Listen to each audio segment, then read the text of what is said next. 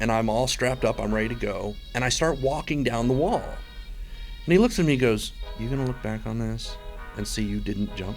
Because you got to push yourself off." Mm-hmm.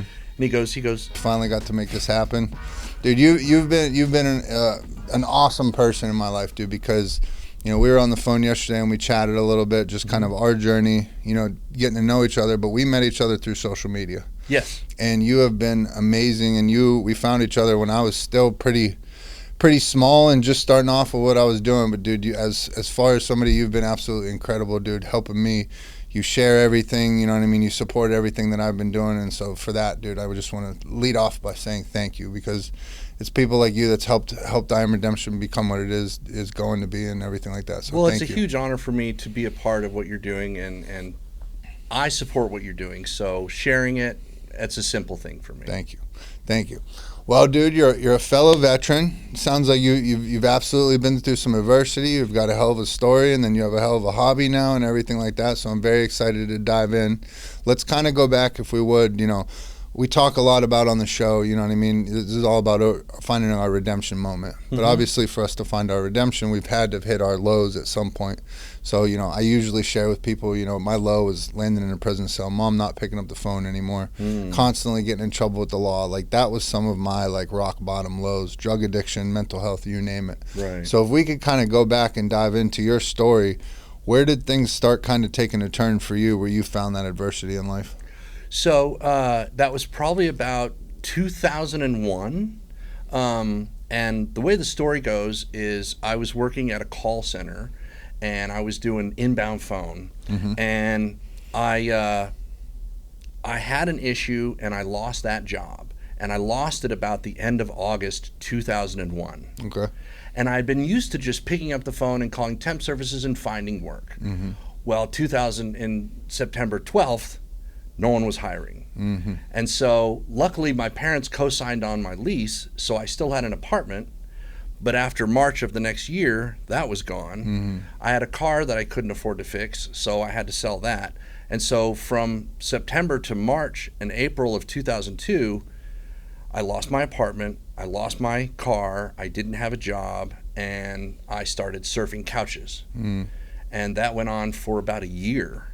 I met my wife online in October of 2002, and I told her, "Look, I don't have a lot going on," and she said, "That's okay. I'll come pick you up." And That's a hell of a woman right there. it was very humbling. So I told her, I said, "I don't really have anything to offer you, but here's my situation," and I was genuine, and so she's been there since then. That was the end of 2002, and we started our journey there. So 9/11 is what kind of caused this all for you. As we've just passed now the anniversary of 9/11, does that kind of bring up stuff for you as far as personally? Well, I was just impacted by the economy. I was just a victim of the lack of opportunity in September and those following months. So I didn't know anyone in 9/11. It didn't impact me directly. But I'm just saying that the act 9/11 happened, had the ripple effects to where you find yourself without a job, now homeless, couch surfing, and all that. Yeah. That's a lot of things. I don't think people, you know what I mean, even think about the ripple effects of that. Yeah, and it because of the way that things went, it kind of happened so slow. Everything was like, well, then this, and then this, and then this, and so I lost my job, then 9/11, then I lost my car, and so it wasn't like it all happened in a day. Yeah. But over a couple of months, it was like, oh, now I don't. Oh, that's gone. Oh, that's happened, and so. And at this time, you're just a regular law-abiding citizen. You're no addiction, no alcoholism, no anything like that. You just literally have fallen on hard times. Yeah, I lost my job in August. Yeah. And who knew that, 2 weeks later, the whole world was gonna go upside down. Right. So, man, that's wild to think about. I can remember 9/11 sitting, it was my one illustrious semester of college that I was trying out. It took me about 2 weeks to realize that teachers didn't care if I showed up or not. So that was about the gist of that semester. Yeah. But I remember skipping school and I don't know if I was skipping, just not going to school. But I remember coming down and the first plane had hit, and then sitting there watching the second one hit. And I knew at that time, like, college was not for me. School was just not for me at that time. I just wasn't, you know what I mean? There wasn't anything I was interested in. There wasn't anything I was necessarily interested in learning about. I had the manifestations of addiction and all that kind of starting. So that's kind of really what segued me. It was like, I don't really have any other options. Looks like it's time I need to go to the military. So that's what got 9/11 is what projected me into it. Okay. Was it like that for you? Well, sort of. So I met my wife at the end of 2002, and then her and I started our life together. And by 2005, I had a lot of child support that I needed to pay, and it wasn't getting done. I was working, but at the time, this is 2005, I was making like $8 an hour, but the state of Texas was taking half of that. Yeah. So I wasn't making any progress, and every month I didn't pay them enough. So I actually owed more. And I'm looking at it, I'm like, this is not gonna end. Sounds like Texas tolls, bro. Yeah. So I made the decision in 2005. I literally saw a commercial on television for the Army, and it was talking about you have health insurance and all the other things that come with being in the military, and I thought, this is a one-stop shop. This would fix everything. I didn't have health insurance. I didn't have a job. I didn't have money. I wasn't paying off the child support like I had to. And I thought, if I join the Army, everything will work. And I was 33 years old. And I really was not excited about getting into the Army. It wasn't something that I was like, let's go. I was like, oh, God, I could join the Army, I guess. Right. And so in 2007, I put a plan together, and I started working with a recruiter, and it took until October of 2007 to get everything rolling. And then I left for basic in October at the age of 35. Oh. So, but the thing that I had that I think some of the younger people that were there didn't have was I had the motivation that I don't have a choice. This isn't just, I'll try the Army. No, this has to work. Yeah. Or I don't know what I'm going to do. Yep. So I can tell you there was a point where the drill sergeant was exercising us. I think we were doing cherry pickers. And we had been there for a minute. Those are my favorite, dude. We were there for a minute. And of course all the younger, everybody's, hurting. And the drill sergeant comes up and gets in my face. And he says, we can make this all stop right now. Just tell me to call her. I'll call Mama. And he goes, this can all stop right now. Right. And I'm like, I can't. What am I going to do? Leave? Yeah. I have to do this. Yeah. And I think that in that moment, if a drill sergeant ever respects you, because I was the older guy, and so he's like, what's this guy doing? But in that moment, he's like, okay, he's 100%. He's not going anywhere. Yeah. And I think I saw a change in the way that they treated me after that. Yeah. So Did you have a nickname in basic? I did. What was it? Everybody thought that I looked like Ben Stein. Okay. And because I wore what they call the BCG glasses. Yep. With the glasses, if you look at the clips from the movie Ferris Bueller's Day Off, you give me a tie and I'm Ben hilarious. Stiller. So my last name's Robles, and they called me Robelstein. Okay. As a nickname. Yeah. Because I look like Ben Stein. That's hilarious. For people that don't know, BCGs they're basic birth control glasses. Right, but they're also the basic control goggles, right? Yeah. They're Yeah, but we all call them your birth control glasses because the BCGs. You ain't getting laid in those. No, they're super ugly. Bro, it's funny. It's hilarious. I think every person should feel what basic training feels like. It would build a lot of character. Huge, but it's hell when you're going through it. You know what I mean? You're like, why the fuck did I sign up for this? But then looking back on it, like, I'm so proud of that shit. And like, I look back, it was hilarious. Like those dudes are the men and women who are drill sergeants. Like, they literally fine tune their craft of talking shit every day. Yeah. So they would come up with stuff where it's like, you can't laugh, but you want to die laughing at people. You just don't want to be the one that everyone's, getting honed in on. Right. But absolutely. I look back on it fondly. It was interesting because, funny enough, I wasn't the oldest person in my basic. Okay. There was a guy that was even older than me. He was in better shape than I was. So, like, George W. visited our basic training. Oh, shit. And they wanted to show the president some of the examples of the soldiers that were in basic. And so they grabbed that guy. I think he was like 2 years older than me. I think the cutoff for the Army was like 40. Okay. Because they moved it up. Yeah. So I was 35, but he was like 37. Mm-hmm. But he was in really good shape. And so when the president wanted to watch us on our little field where you'd like do the hand over hand, and you crawl and all that, they grabbed him.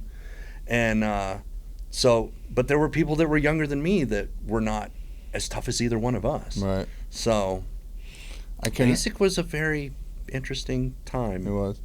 I remember so I went to basic in the Air Force. Okay. And physically it was never, you know what I mean? Like it was never like, there was never a point where it was like, I don't know if I could do this, you know what I mean? But it was tough.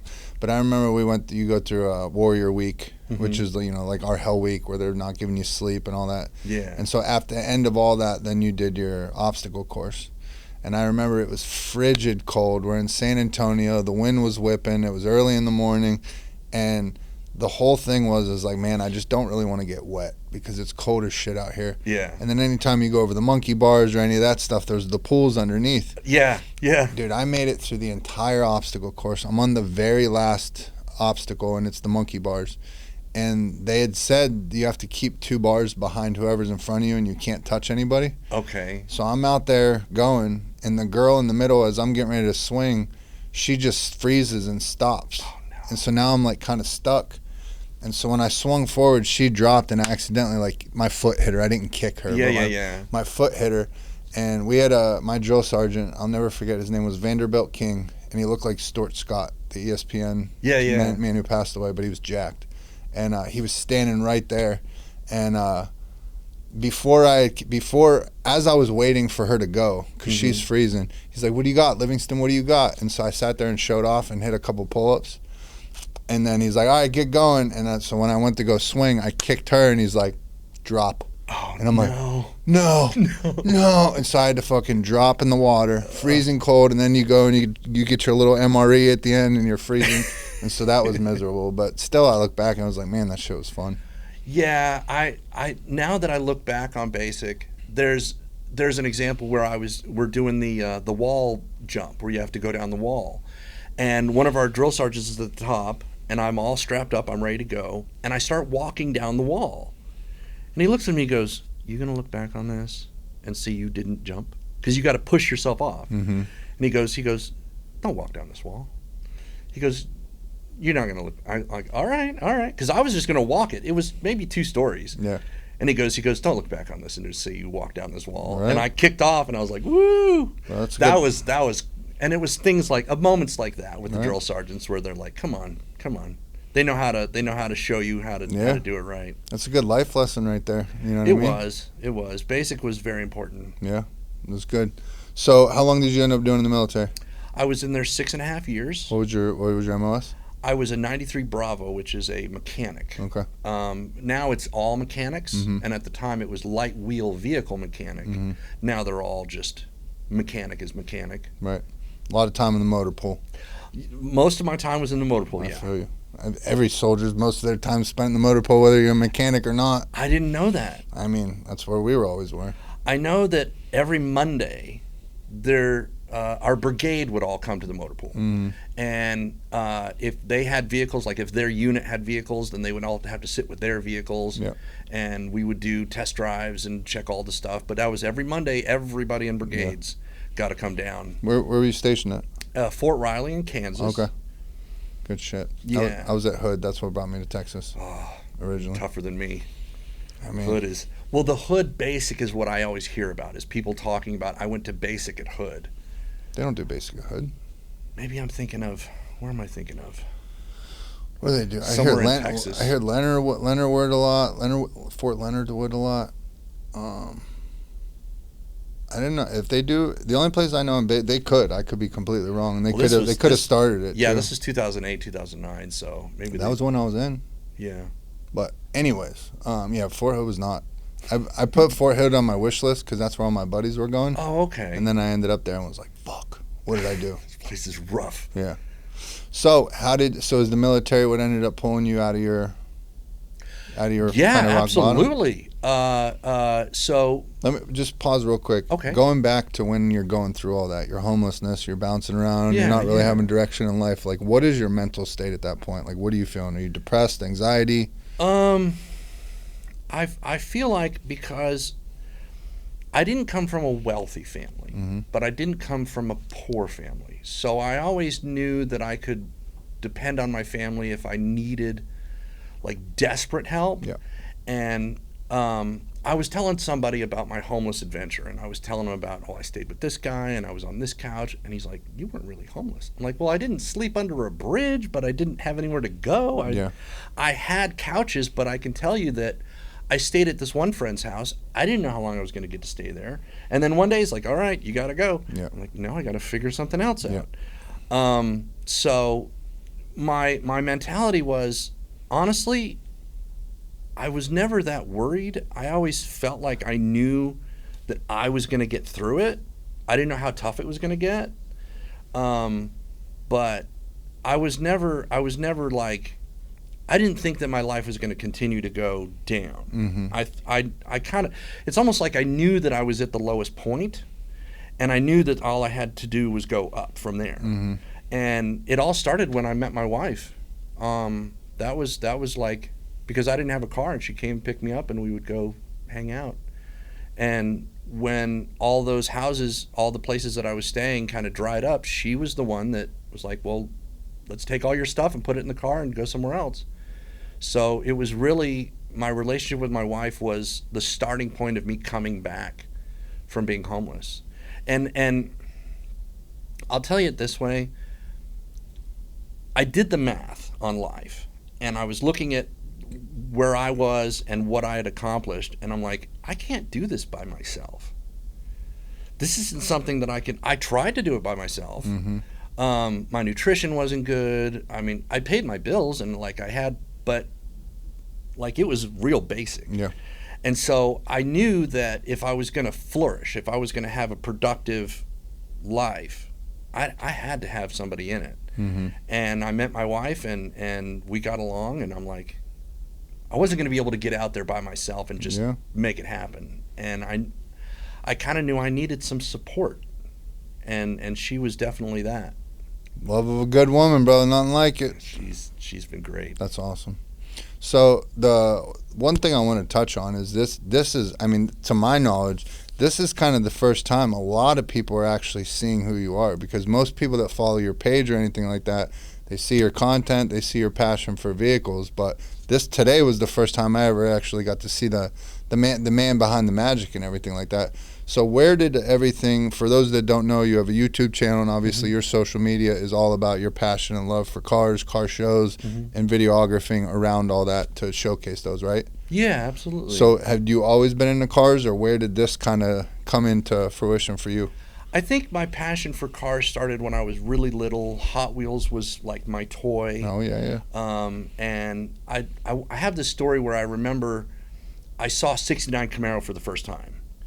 And like something in that just clicked with me. I'm like, I don't know what this thing is, but this is amazing. And then my playing with Hot Wheels as a kid, I really just ingrained into that. Like cars were cool.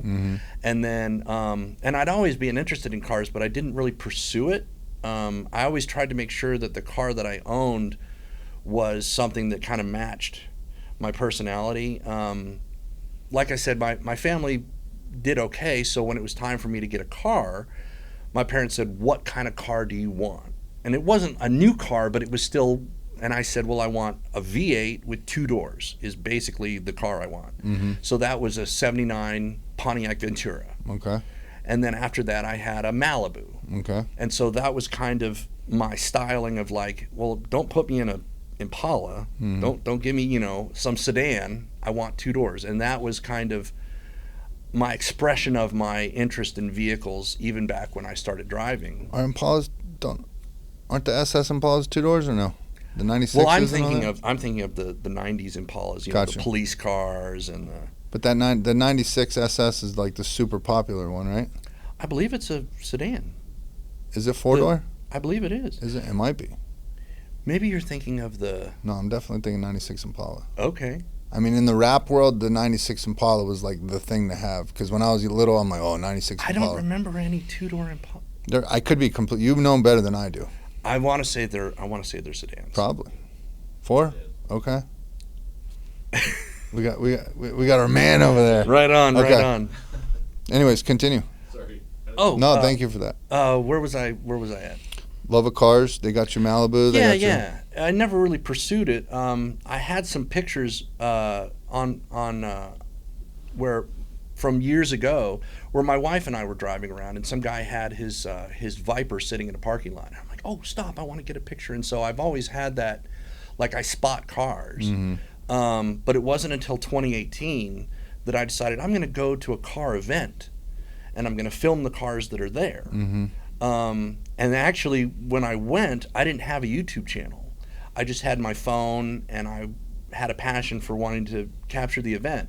When I finished filming it, I'm like, well, I don't want to put all this. I have a channel for my personal stuff, but that's not where I want people to go for car stuff. So I'll have to have another channel. So I made a channel simply to put this one event on.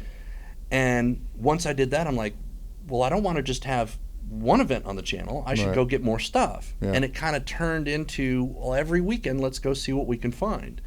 And I would go and find, it could be a car meet with 5 cars. Mm-hmm. It could be a car show with 200 cars. But whatever it was going on in Dallas-Fort Worth, and it was car related, and it was 2018 and on. And I tried to be there pretty much. Gotcha. So what was the reaction of like you're showing up? Like, do you have to get credentials and all that stuff to be able to go film, or are people just like all about like, cool, he's filming stuff? So it depends on the event, but this is a great segue into what I can tell you about. So I've been doing it since 2018, and I didn't realize that people knew who I was. I didn't realize that I had a reputation, or that because I wasn't getting tons and tons of engagement. Mm-hmm. My channel wasn't blowing up. But every time I would show up to an event and people would see me, oh, film my car. Will you film my car? And I'm like, I don't know why it matters to you that I film your car, but okay, that's a compliment for me. Yeah.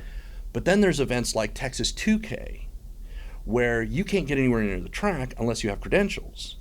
And I think it was last year, I wanted to go to Texas 2K. It's a really big event, and it went on in Houston for many years. Okay.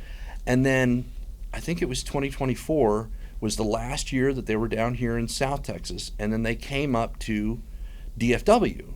And so I spent all this time, and I got media credentials for Texas 2K. Okay. And that was like the crown of, like, I thought, well, it doesn't get any better than this. Right.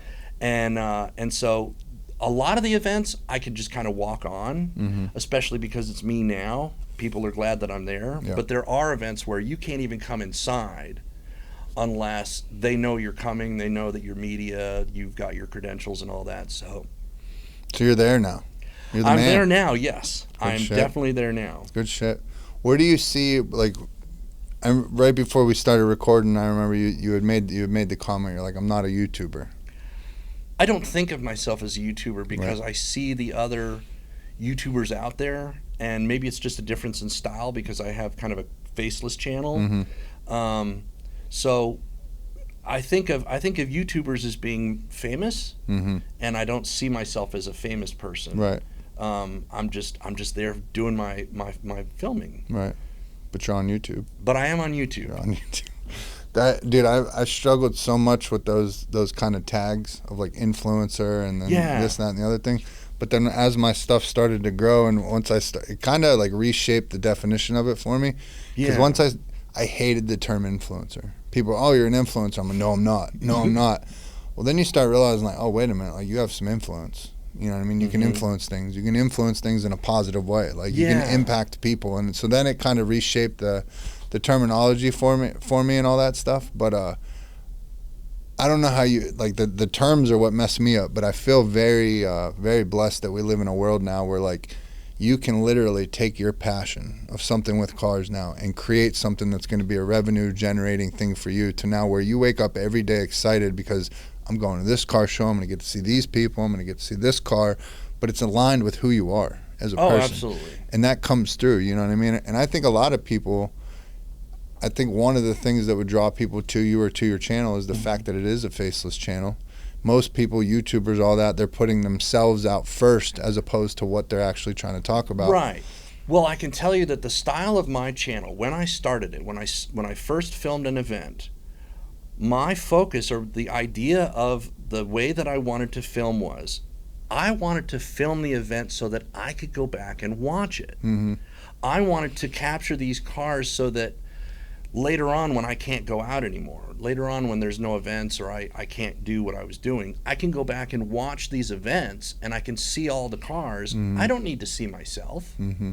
I was there. Yeah. I just need to see. I'm interested in what cars were there. And so whether it's models or owners, or there's not a lot of people in my footage. You might see it's a busy place and there's people walking by, but the focus of every shot that I have is on what vehicle are we looking at. Right. And I enjoy going back, because it's been 8 years now. I can go back and watch a video that I made 2 or 3 years ago and be like, oh, that was a good event. Look at that. Look at all those cars. I've filmed so many events, I don't remember half the cars that I saw or what the video looked like. I had to edit it, so I did watch it a couple times. Mm-hmm. But I've done hundreds and hundreds of videos. So I'll go back and watch something from 2019. I'm like, oh yeah, I remember this. Right. I'm building a channel that I want to be able to enjoy myself. Mm-hmm. And I think that the style that I'm going for is something that other people can enjoy. Right. Because it's just a channel about car culture and DFW. Right. Love it. So when you go to a car, do you go to like strictly muscle car shows, or do you go to different kind of shows, or like, because I know nothing about that world. Oh, okay. So there are, like, right now at Texas Motor Speedway, there's a show called Good Guys, and it's a lot of classics. It's mostly just classic cars. There's an organization. When we say classic cars, we're talking before a certain date. Oh yeah, we're talking 70s and right. back mostly. I mean, but I've seen now there's people with like cars in the 90s. You can get like vintage plates or whatever. Yeah. Like 90s is vintage now. I'm like, holy shit. Oh no. Holy shit. Remind me of when I listened to a song the other day. It said, "Here's some classic rock." I'm like, that's from the 90s, right? We're aged, bro. We're aged. I remember in the 90s, classic rock was from a certain time. Mm-hmm. And what my wife 70s, says is... right? Right. 70s is classic rock. Exactly. When rock was classic. Yeah, and so I feel like all of my references are just kind of stuck in that era. Yeah. So if you're trying to call something from 1997 classic, I'm still in the 90s thinking that 70s are the classics. Right. And I'm like, 90s are just the 90s. Yeah. It's funny, dude, as I've gotten out here and spoken in front of more crowds, I notice there's some places where like my references or my jokes don't exactly land because people are like too young. I had a guest, she's part of the 100th episode weekend coming up this weekend, but I referenced Richard Simmons, and she sat there with like the most befuddled look on their face, and I was like, you know who Richard Simmons is, right? And she's like, no. And I'm like, what? How don't you know who that is? But like, that's a old ass reference. But dude, I'll reference things and people are like, what is that? And I'm like, oh man, showing all 42 years of my age right now. Well, that happens to me where I'll make a reference and I think that I'm saying something that they'll understand, and they're like, what? And I'm like, this is not an obscure reference. Right. I'm not talking about, Right. This was from like 2021. This person had to be in their early 30s. And I was wearing a shirt that had all 4 of the faces of the Beatles. And it said the Beatles on it. And we were having a conversation about the Beatles, and they're like, I'm like, well, you've heard the music. You may not know that was the Beatles when you heard it. Yeah. But you have heard their music. Yeah. You just don't know who the Beatles are. Right. And I'm like, I'm wearing the shirt. Right. It's the Beatles. This is not obscure. Right. You should know who they are. Right. But this was 2021, and they were in their early they don't know who. Yeah. You'd think these would be universal references. Right. Am I really that old? I mean, it's the same thing with movies. You reference movies and people look at you like, huh? What was that? Never heard of that movie. God damn, I watched that when I was in high school. It's not that old. Yeah. But I feel you. So what is your favorite kind of car show to go to? My favorite kind of car show is Good Guys is a good one. Okay. Good Guys is a good one. It's a lot of classics. My favorite show, So to go back real quick, if I'm going to a classic car show, I'm going to see older cars. Correct. Okay. Yes. Good Guys is and it's like, I don't think it gets past the 70s at Good Guys. Okay. It's pretty much like they're the same. These are classics. They were in the 80s, they were in the 90s, they are classics, and that's kind of the focus of a show like Good Guys. So it has nothing to do with like these are muscle cars, these are this. It has more to do with these are classics, they're from pre-70s. Yeah, a lot of it has to do with the era. There are some shows, I'll tell you, it's called Cars and Coffee at Piston House, which is in the Fort Worth area. And I went over there, it's just a car meet. So to clarify, this is something that'll help people understand. A car meet is just a parking lot with some cars in it. There's no trophies, there's no awards, you don't sign up or anything, you just pull up and park. That's where all the hoodlums hang out. That's where and then a car show is you register, you have to pay your fee, you put your paper on your car, and someone judges your car, there's trophies.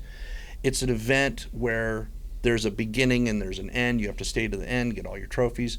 So that's a distinction that I think a lot of people don't understand. Car meets is no trophies. Mm-hmm. Car show, there are trophies. Got you. There are winners. Got you. Now this might be a dumb question for a car guy, but I gotta know. What is your assessment of the Fast and the Furious franchise as a car guy? Well, the first movie had a huge influence on car culture. Yeah, and huge.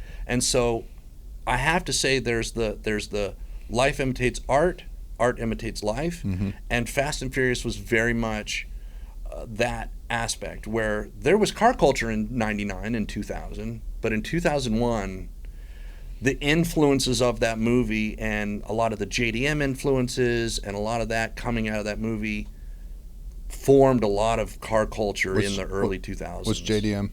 So JDM is Japanese mm-hmm. cars. Okay. A lot of stuff coming from Japan, okay. Overseas stuff. All right.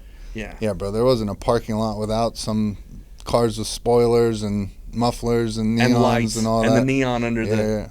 Every little car every little car did that. Yeah. Every little car. Yeah, I didn't ever think about that aspect.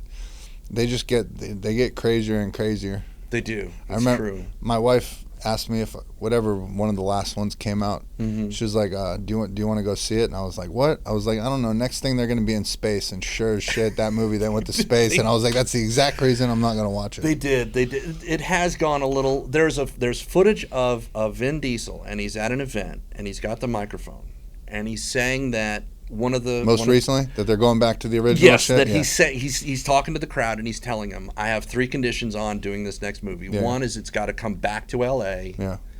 2 is it got to get back to the street racing culture, which is what that was all started. Yeah. And then 3, he said he wants to bring Brian back. So it's going to be interesting.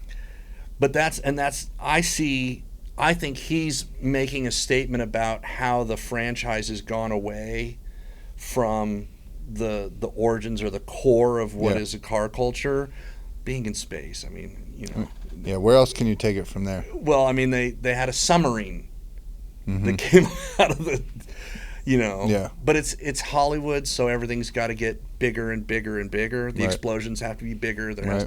We have to add a member to the cast. What do we have? 6 people? We have to have 9 people on this cast. Right. We have to, Yeah. But I think that I understand what Vin Diesel was saying about let's take the franchise and put it back into its roots where we're talking about street racing and the Los Angeles culture and, bring it back what it to is, that. yeah. Let's bring it back down to earth. Right. Literally. So as a car guy, to you, mm-hmm. greatest car movie of all time? I have to confess that I've never seen Vanishing Point. Okay. I know about it. Right. And it's in the thing, but I haven't seen it. So my opinion for the best car movie is that old one with Steve McQueen? What is that? Which one? The one you're thinking of is Bullet. Okay. With Steve McQueen. Which one's Vanishing Point is the guy is in a what is he in? He's not driving a Jaguar. He's in like a Charger or something. But it's literally a movie about a car chase that goes the entire film. Right. It's just one long car, and then there's different cars that are chasing him. But I know that's one that's like up there for car people Vanishing Point is one of the, like, I haven't seen it. I know I need to see it. Oh, they're gonna eat you alive. They're gonna eat me now. up. I'm gonna take two. Okay. One is a really good car movie. Is Dazed and Confused. Great. Oof. Because Great pick. it's not about the cars. It's just you're in that time period. Yeah. And like one of the great scenes is the opening of the film is there's this like crane shot of the parking lot. It's just a high school parking lot. Yep. But just every spot in the parking lot. And then there's this classic car that's driving around. It's just everything that goes on in that movie. It's got great cars. Yeah. And then my second choice for car movie. There's so many. Now that I'm saying this, there's so many. I like the Gone in 60 Seconds with Nick Cage, and I like it for several reasons. One, I think that had some influence on car culture because I think people that, like, if you own this car and they named it, it was one of the cars they had a name for. Yeah. Like that's what you name your car now like because Eleanor. Yeah, and so I really enjoyed what they did with car culture in the movie. Mm-hmm. You know, they it wasn't just stealing a bunch of exotics. They were stealing Escalades and SLSs, and you know it was a variety of cars, and so it was really an enjoyable movie from the parade standpoint of what you got to see. They even had an SJ220, a Jaguar SJ220 in that movie, but they name all the cars, and they have the list, and it's very much a car focused and a really well done car movie. I think. Man, there's so many now that I'm thinking. There are a lot of car movies, a lot of good car movies. What's the one? Grant? Is it not Gran Turismo? Which is the one with Clint Eastwood? Gran Torino. Gran Torino yeah. is a badass one. Yeah. There's a movie I doubt you've seen it. It's kind of a hood movie. It's called Never Die Alone. It's got DMX and John Arquette in it. It's a very graphic movie, but he has this car in this movie. It's called a Stetz. A Stetz. Yeah, and I'm sure that's short for something else, but it's like one of those ones where, like, you know, the old school Rolls Royces, how they had like the tire up in front of the front door and stuff like that. It's like a big boat, like luxury car. I'm trying to think of. But it almost looks like a muscle car too. It's bad motherfucker. You know who's got a badass car? Who? Blade. Oh yeah. Blade's got a great car. Yep. So there are a lot of great car examples in movies that the movie wasn't about the car. Yeah. But it's got a great car in it. Yep. Blade's car is good. Yeah. Baby Driver. Baby Driver's a great movie. Baby Driver's a good one. Bandit with or Smokey and the Bandit with the Trans Am. Yeah. That was one of the originals because there were no car movies back then. Because that movie, I know Burt Reynolds was in it, but it was very much the car was the main character of the movie. For sure. I just had another car movie I was thinking of. Death Race. Well, I remember Death Race.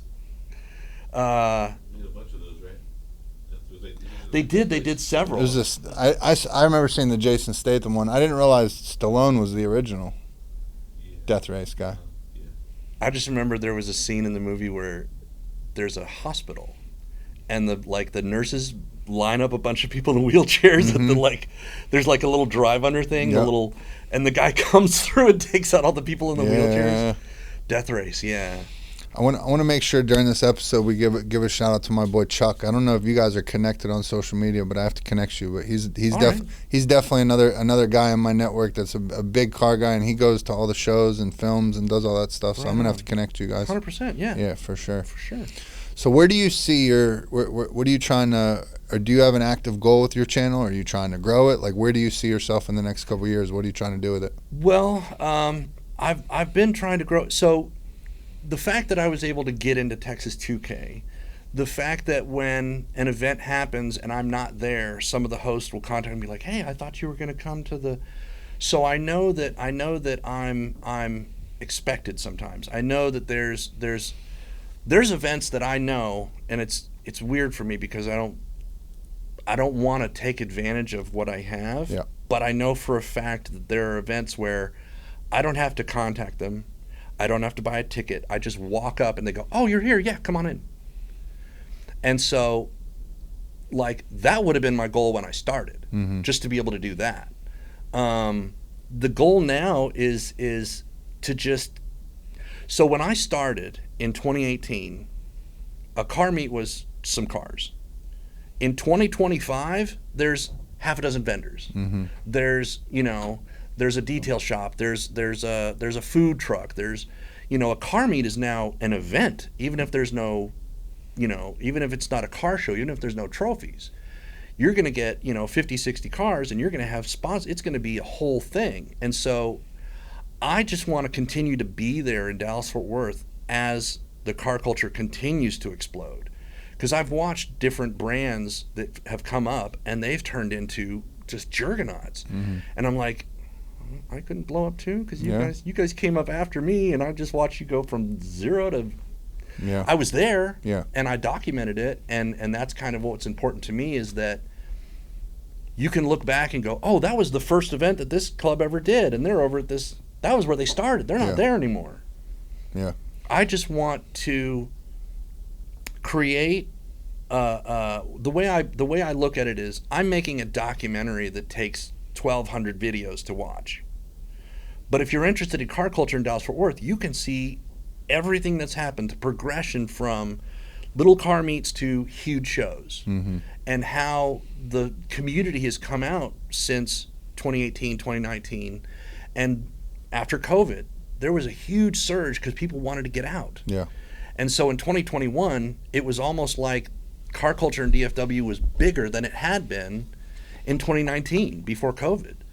My goal is, I just want to make sure that if somebody wanted to learn about car culture and the history of car culture in DFW for the last few years, they can go to my channel and they can see, show me an old Cars R Us, show me an old Park Up Front event.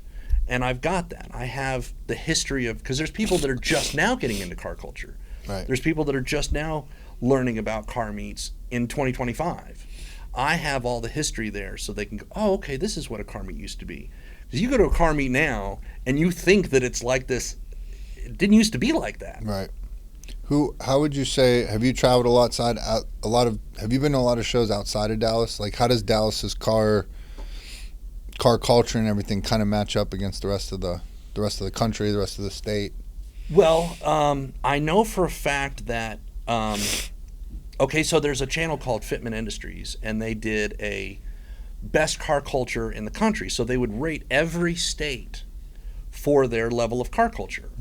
And they went, I don't know if they did all 50, but they at least did the 48. And when they started this list, I said, before they even got to like 40, I was like, I know what the top 5 are. I just do. California, New York, Florida, Georgia, and Texas. Georgia because of Atlanta. I know the car culture in Atlanta is huge. Texas because we have Houston and Dallas-Fort Worth. And I've been told, although I don't know because I haven't spent enough time, but I've been told that the car culture in Houston is bigger than it is in Dallas. Oh, really? Which is huge because Dallas car culture is really, really big. But when I would talk to someone about, oh, I've been in Dallas and I've seen all the car shows and all these different, and they go, yeah, but have you been to Houston? And I'm like, no, I've heard. I know Houston's big. And I know for California they have LA. And so I knew that the top 5 were going to be, Texas was going to be in the top 5. Between Houston and Dallas-Fort Worth, I knew we were going to be in the top 5. The Dallas-Fort Worth car culture is definitely one of the stronger scenes. And it's a birthplace of some of the important brands that are coming out of Texas too. So I'd say, I know Texas is in the top 5.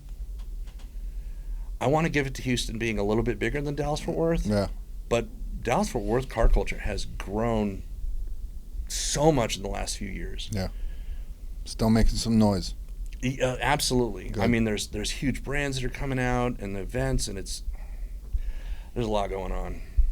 So normally I like asking people like what their favorite rappers are or something like that, but for you we'll switch it up. Like, if you had to pick top 3 favorite cars. Top 3 favorite cars. Right now, like if you had all the money in the world, you could buy whatever you want. Just your 3 favorite. Now, hopefully, I'm giving you all this money. You're not going to say like 3 Rolls Royces or something. No. But like the 3 cars you need to have. I actually have a list. I have my garage. Okay. My Powerball garage. Got you. And the garage would look like this. I would have a 1956 Porsche 356 convertible. Okay. That's the one from Time to Kill. Okay. Sandra Bullock drives it. The other car would be a 98 Firehawk. Firehawk. Which is, it's like a Firebird or a Trans Am, but it's this different package that they put on it. And I don't know that the Firehawks are more powerful than the Trans Am. I just think Firehawks are cool. Right. And the 98, there was a body style that they made between 97 and 98 where they changed the body style. And when I talk to other Trans Am owners, they go, well, you want the 2002 because they did stuff with the electrical, they make some changes. And I'm like, the 98's where I'm at. Because I had a 93, and when the 98s came out, like that was the car that I really wanted. Yeah. So a 98 Firehawk, a 56 Porsche, and probably a 69 Camaro. I always loved the Camaros. And then for the garage, I'd have like an SUV, something that we could like go to dinner and that kind of thing. Yeah. But those are kind of my cars. Yeah. The 56 Porsche, the 98 Firehawk, and then right now, what I want, my fantasy, I think I can do this, is a 4-year-old Audi RS5. Okay. Which I'm going to try and do in the next year or so. It'll be about 4 years old. Hopefully it'll still be under warranty. If it's got less than 40,000 miles, I should be able to get into that for less than like 50, 60,000. Yeah. So the car that I want, that I've been focused on for years now, is that Audi RS5. Yeah. It's kind of my dream daily. But if I had all the money, I'd have my Porsche and I'd have my Firehawk and yeah. All the things. Those are my cars. Right. The going back to Fast and the Furious, when I first saw that black GTO come out of the garage like that, I was like, oh, I'll take it. I want that. Yeah, those are good. That car's sexy. Yeah. I remember my dad had he had a Cutlass, he had a Monte Carlo, so like those hold, with the T-tops and all that, like that whole era holds a special place in my heart. I remember having a neighbor that had a Grand National, black Grand National sitting out in his driveway. That was a bad motherfucker. So just seeing all those, it's like, still nostalgic for me to have. A 96 Impala, always wanted. The 96 Impalas are cool. Yeah, they just look amazing. I don't know, they're just mean looking. Even there was a Mercury made Mercury Marauder, I think it was called, and it was almost the exact same thing as the Monte Carlo SS. Oh, okay. But they had like some different wheels and stuff like that. But it kind of seems like the difference between you're saying a Firebird and a Firehawk, even though they're the same companies, but a package. Similar thing. But I remember saying those looked mean. But yeah, cars. I mean, cars have always been. I've never had the passion that you do for it, but cars have always caught my eye and all that stuff. One of the differences for me that I've noticed over the years between the way that my style and what I'm trying to do and what a lot of the younger people are doing is the younger people that are at the events are very much focused on the sexy cars, the expensive cars, the fast cars, the exotics, and there's even a term for these younger people, and they're called exotic chasers. So you could have like an 87 GNX drive by, and they're like, okay, where's the next car? And you're like, that was a GNX. Did you not just see the... Right. But they want, where's the Lamborghini? Where's the Ferrari? Where's the, and that's great. But for me, I'm trying to do more of a rounded coverage. Yeah. If you didn't go, what were some cars that you might have seen? And the other thing is, especially for the exotic chasers, the coverage is there. If you want to see that car, there's 15 other people that have got pictures or video of that car. Yep. I'm going to get the exclusive on this car over here that everybody's ignoring, that nobody even knows what it is. Right. And that was when I'm at a show, I'm more attracted to a car that I don't know what it is than a car that's expensive and sexy and fast. Right, for sure. Do you still being a veteran, do you still do anything with veterans? Are you in that world at all? Not so much. I have some friends, and we have a chat that I'm in. There's some buddies. One of them lives in Plano, but the others are like Nebraska and Illinois, and so I have a chat for some buddies, but I'm not in the veteran culture or anything. Got you. Yeah, any opportunity I get to do anything with veterans, I try to jump at the opportunity. Oh, okay. Just because there's so many, you know what I mean? Like what you're doing, you've discovered this passion. Dude, I guarantee there's ample amounts of vets out there who love cars, you know what I mean, who are just kind of lost in life, who would love to get into the culture, want to learn more about it, you know what I mean? Sure. And so, like, as soon as I hear that, I'm like, man, he could set up a program, invite people out to the shows, like, you know what I mean? Like, there's a lot of crossover there. How did we originally ever become connected on social media? Like, do you remember? I do. How? There was a video that was posted, and I don't know if it was your account. It may have been. It was I Am Critchy. Yep. The rapper. Oh, that's right. Okay, yeah. And it was a video you guys were having some lunch somewhere. Yeah.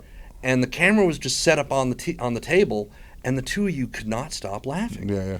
And it was really a warm video. Yeah. Like it if I was having a bad day at the moment and I saw that video, I was like, oh, this is cool. Yeah. So it really it put an impression on me. Right. And I've been a fan of Critchy for many years, and I've talked to him, and he's great. He's awesome.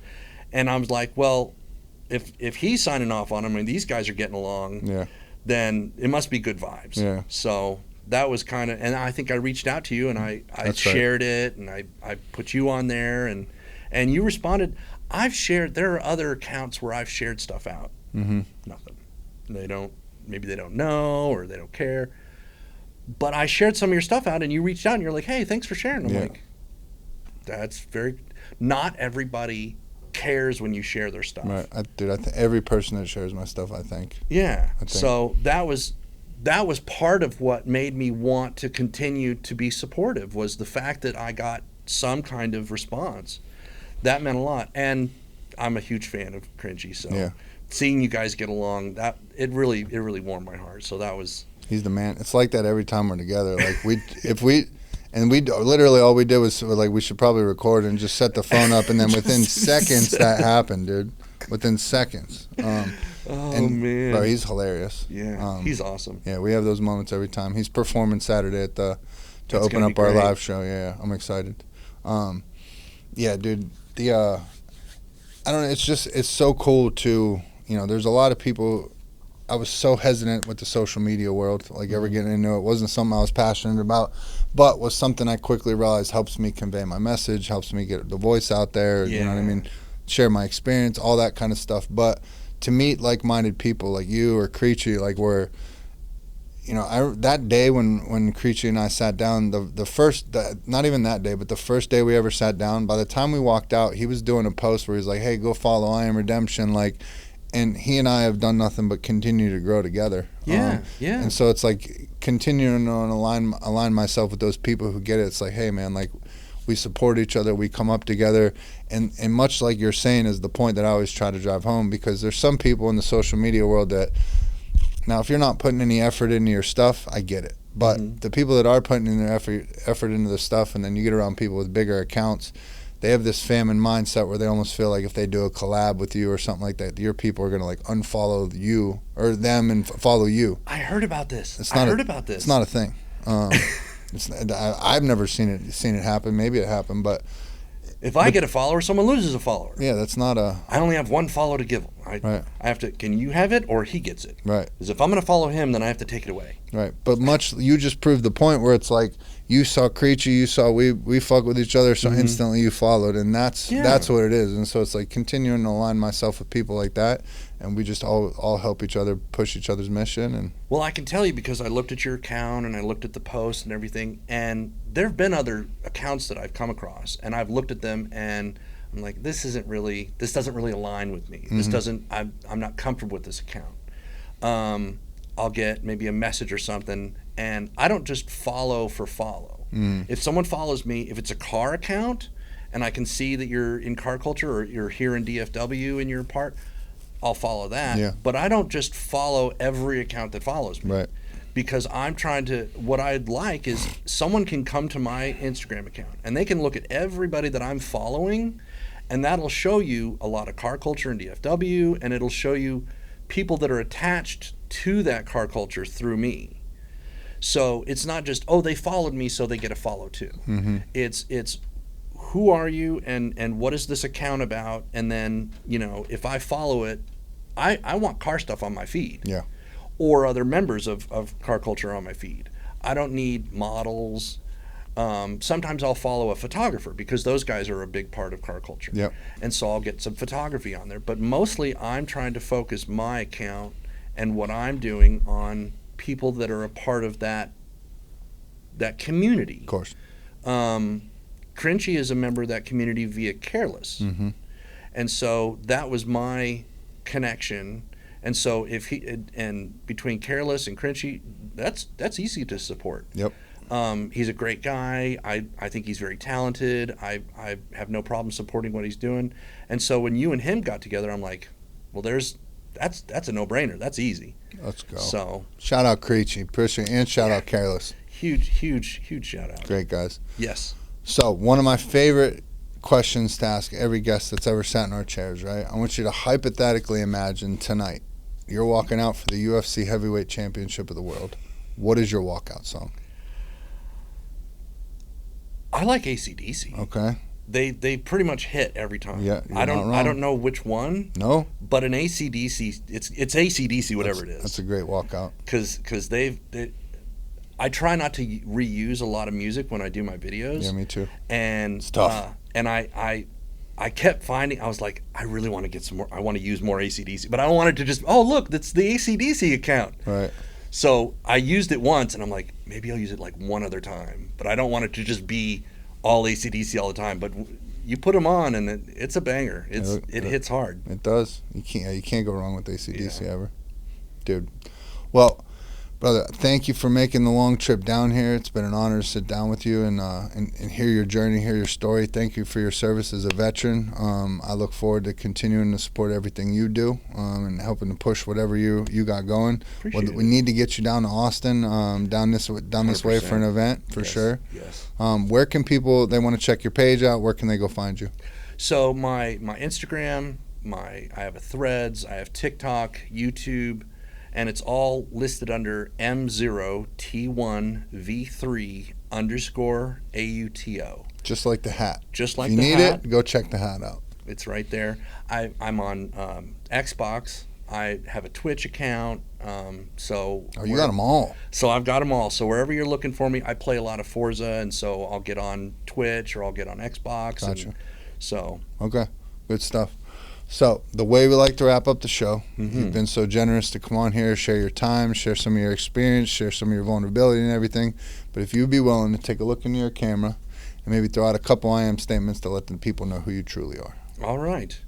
Well, I am a veteran. I'm a YouTuber. And I'm a car guy. Love it. Brother. Thank you so much. I appreciate you greatly, man. All right. Thank you. We do need to mention one last thing. Let's do it. So coming from homeless in 2000, mm-hmm. coming up into car culture now, mm-hmm. and one of my goals has always been SEMA show. Okay. That's right.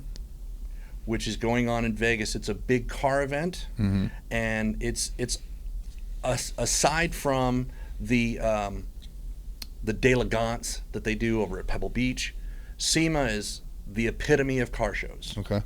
And you have to apply in February to even be a part of it.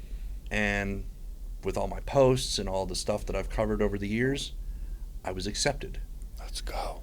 So I'm going to SEMA. Congratulations. That's like the Super Bowl for you, right? It is like the Super Bowl of car shows for me. Good shit. It'll be 4 straight days, 4.1 million square feet of show. Oh, wow. And I have 4 days. Okay. I don't know. How long is it going to take you to edit all that footage? Each edit, I'm going to have, because normally when I go to a show, I'll have an hour or two worth of footage. At SEMA, I'm going to be there all day. Yeah. For 4 days. There's probably going to be hours worth of footage. Mm-hmm. And to edit one, let's say I wanted to edit something that was an hour. That'd probably take me 6 hours to edit it. Mm-hmm. So it's going to take me, it'll be January or February before I even finish getting all it out. Well, you let me know when it starts coming out. You let me know, and I'll start sharing it for you, and I'll blast everyone your way. I will do that. I appreciate it. Dude, sorry we didn't bring that up sooner. I know that was an important thing and an exciting thing that you're coming up on. it's definitely an accomplishment going from being homeless in 2002